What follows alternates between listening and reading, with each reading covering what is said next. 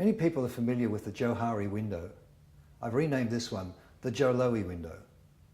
Let me explain. When we're working together, there are four dynamics at play. Number one is about what we both know. Number two is what you know that I don't. This is about things about your organisation perhaps, or some of your staff that I might not be familiar with. Then there's quadrant three. This is something that I know that you don't. Things that I might have picked up intuitively, or things that people may have told me about your organisation that you're not familiar with. Then there's quadrant four. Now quadrant four is about what neither of us knows. And this is really interesting and exciting because the drawing itself tells us what happens in number four.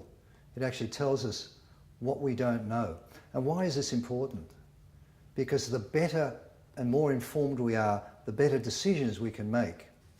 I was working with a team recently. The metaphor we chose was a train. And it was really interesting because we drew the journey map with the train going along the side. As I was drawing, this little figure appeared, literally appeared because I was starting to draw it, a fellow on horseback. Now nobody in the room had spoken about a horse, nobody had spoken about anything like that. So in a break I just quietly said to this little figure, "So who are you and what are you doing?"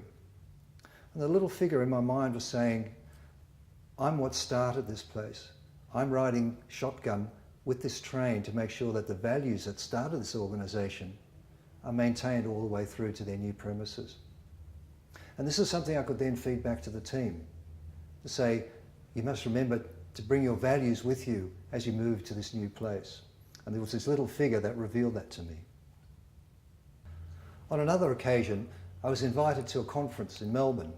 It was a leadership conference, and it was an international one that people from all over the world came. The person who engaged me wanted me to do a drawing or a journey map to let them present this information back to the whole group. And it was very interesting because the question that was asked was, how can we do this from a higher level of consciousness? How can we lead from a higher level of consciousness? As I was drawing up that question, what happened was, as I was colouring it in, the word H-I-G-H-E-R, higher, broke into two words. It became hig and her. The word her really stood out for me. What was interesting was that the drawing was actually saying, if we're going to go to this higher level of consciousness, we need to bring in the feminine energy. We need to bring in the intuition. We need to bring in the emotion. This is something that then my client could feed back to the whole group and say, if we want to do this from a higher level of consciousness, we need to think about that feminine energy. Our clients tell us that this added dimension brings a whole new way of thinking and being into their organisation and into their work.